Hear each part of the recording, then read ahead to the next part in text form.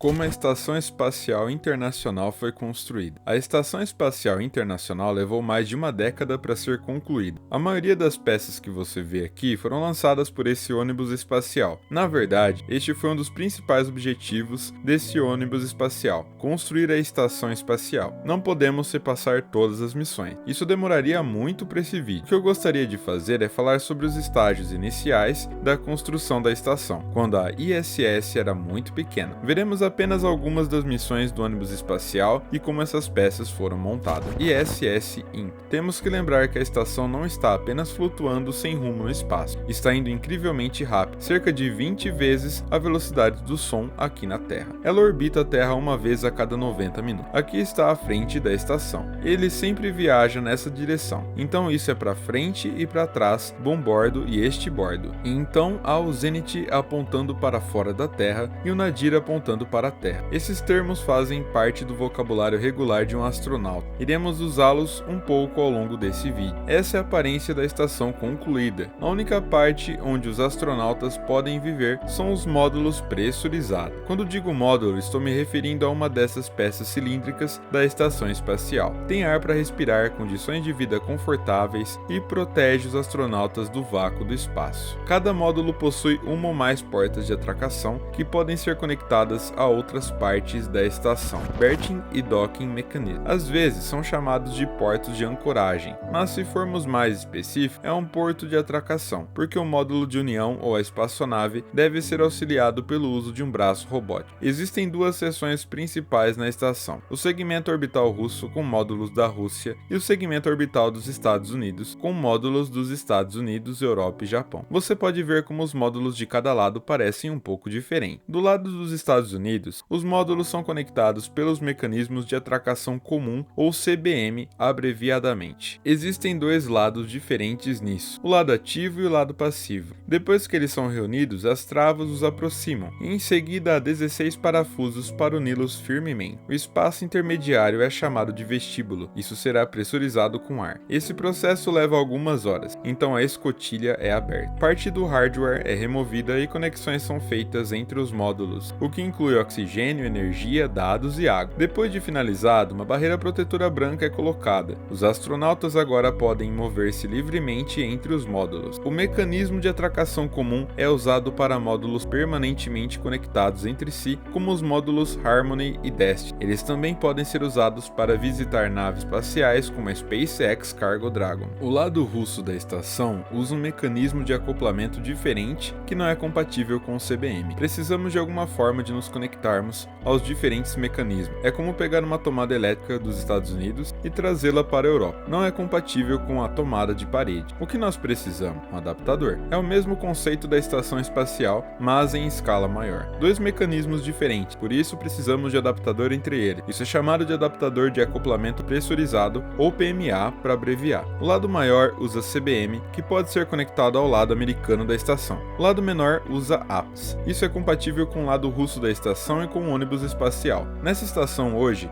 existem 3 desses adaptadores. O PMA1 está permanentemente instalado conectando os dois lados da estação. PMA2 e PMA3 foram usadas como portas de ancoragem para o ônibus espacial. O lado menor, que é o lado que utiliza a APS, foi utilizado para o ônibus espacial. É assim que ele se acoplaria à estação espacial. Space Shuttle Inc. Agora vamos dar uma olhada rápida no ônibus espacial. A tripulação passa a maior parte do tempo aqui no compartimento da tripulação. Aqui atrás está o compartimento de carga. Foi aqui que os módulos da estação espacial foram transportados para o espaço. Na frente aqui está o sistema de acoplamento orbital. Este é o lugar onde eles poderiam atracar na Estação Espacial Internacional. Os astronautas também podem fazer caminhadas espaciais a partir dessa escotilha. Ao lado aqui está o Canadarm. É um braço robótico capaz de mover coisas no espaço. O braço pode ser controlado de dentro do ônibus espacial nessa estação de trabalho. Então, o que está achando do vídeo até agora? Não se esqueça de deixar o seu like, se inscrever inscrever em nosso canal,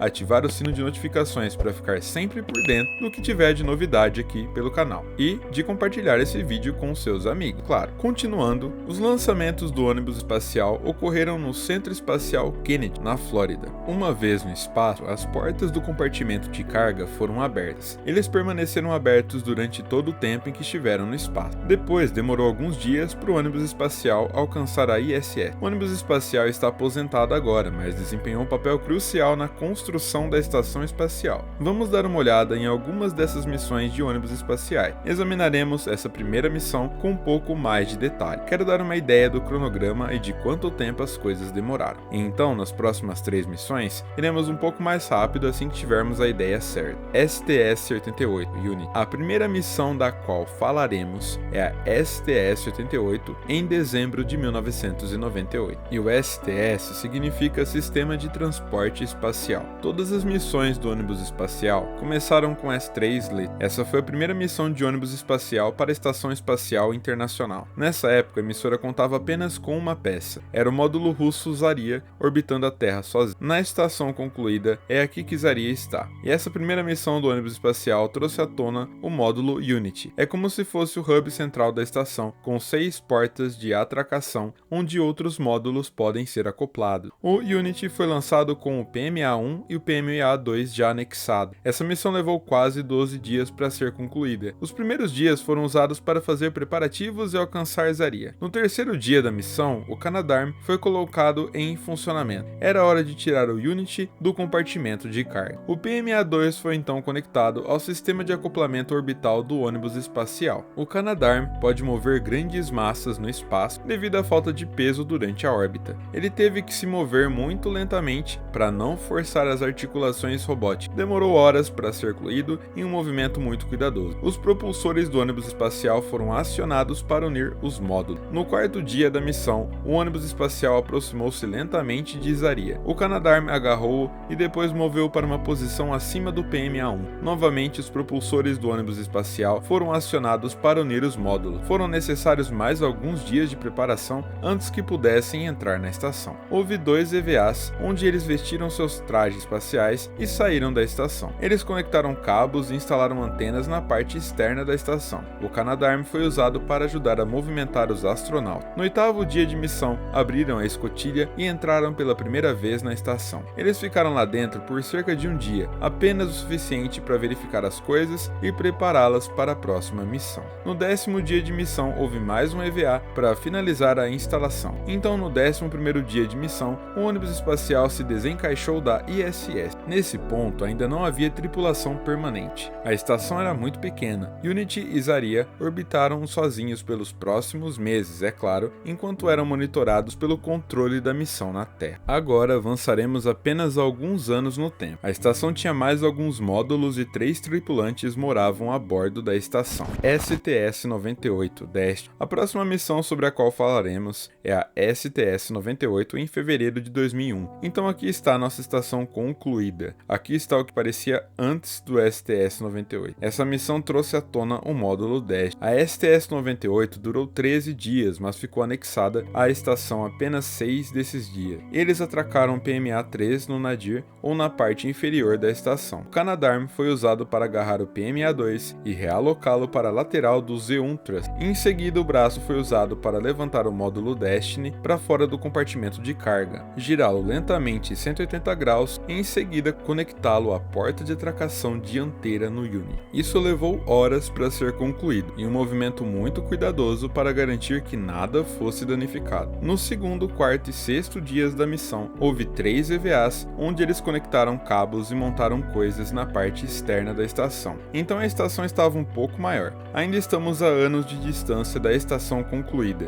Esse é um ponto onde a tripulação poderia morar e trabalhar por um período prolongado de tempo. STS-110 S0 Thrust. A próxima missão foi a STS-110 em abril de 2002. Isso trouxe o S0 Thrust para a estação espacial. Esse é o backbone da estação. Esse é o primeiro de 11 treliçes. Isso forma a espinha dorsal da estação. Ele segurará os painéis solares, o radiador e permitirá que o braço robótico mova-se ao longo dele. Primeiro, houve uma missão anterior que preparou a estação para a chegada da treliça S0. Os trilhos foram instalados ao longo do módulo Destiny. E aqui está a nossa estação concluída. E aqui está como parecia antes do STS-110. E essa missão levou 13 dias para ser concluída. Ele passou 7 desses dias atracado à estação espacial. O Canadarm foi usado para mover o S-03 para fora do compartimento de carga. Eles o realocaram para o módulo Destiny. Eles então usaram o Canadarm para mover os astronautas e ajudá-los a parafusar o S-03 no Destiny. Nos dias 2, 4, 6 e 8 da missão, houve 4 EVAs para ajudar na instalação. Uma vez que a missão estava concluída, o braço robótico da estação podia se mover ao longo da treliça e alcançar o compartimento de carga no ônibus espacial. STS-101 Mobile Base System. A próxima missão foi a STS-111 em junho de 2002. Isso trouxe o sistema de base móvel para a estação espacial. Essa é a base para o braço robótico móvel. O Canadarm pode andar ao longo do S-03. Uma vez que o braço robótico é colocado no MBS, agora ele pode alcançar toda a estação espacial. E aqui está a nossa estação concluída. E aqui está como parecia antes do STS-111. E essa missão levou 14 dias para ser concluída. Ele passou 7 desses dias atracado à estação espacial. A estação ficou então um pouco maior. Ainda estamos há anos da estação concluída. Essas missões ocorreram ao longo de 4 anos e meio. Havia muitas outras missões do ônibus espacial e dos módulos russos não abordados. Levaria tempo demais para esse vídeo. A estação está programada para ser aposentada em 2031. A NASA espera fazer uma transição suave para a estação espacial comercial na órbita terrestre baixa. Se você gostaria de saber mais sobre a Estação Espacial Internacional, por favor deixe-me saber nos comentários. Se você gostaria de saber mais sobre o Space Shuttle, por favor conta pra gente também nos comentários abaixo. Se houver qualquer outra ideia sobre a qual você gostaria de saber mais, também pode mandar seu comentário. Se você gostou do vídeo, considere dar um like, se inscrever em nosso canal, ativar o sininho de notificações e compartilhar esse vídeo com seus amigos. Muito obrigado por assistir e até a próxima!